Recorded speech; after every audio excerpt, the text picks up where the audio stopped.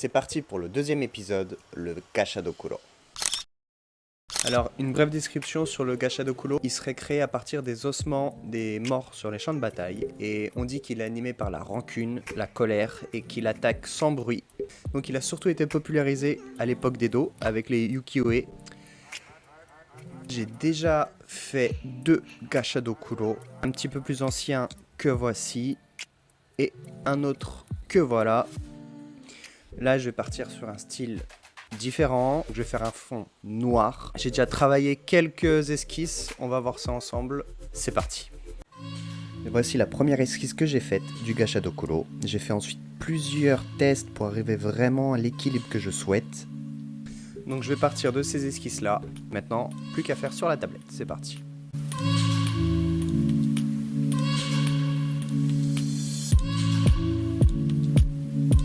Ça y est, l'esquisse est prête, et la voici.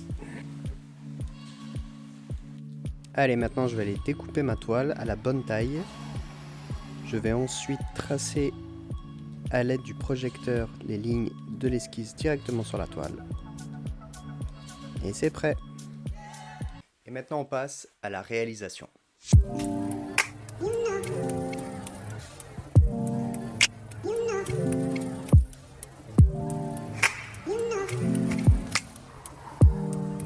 Ok, donc là je viens de finir le Gashadokuro, la figure principale. Maintenant je vais vernir cette figure là. Et pourquoi je la vernis maintenant et pas après, c'est que le fond je vais le faire en noir à la bombe. Et c'est un noir mat que j'aime beaucoup. Et ça va créer une différence de texture entre le devant et le derrière que je trouve super intéressant. Toute cette collection là est réfléchie plus comme une exposition de sculpture qu'une exposition de peinture. Allez, c'est parti pour le vernissage.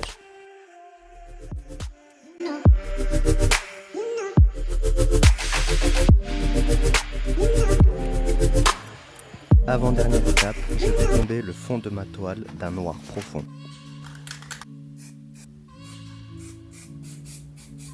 Et voilà, plus qu'à attendre que ça sèche.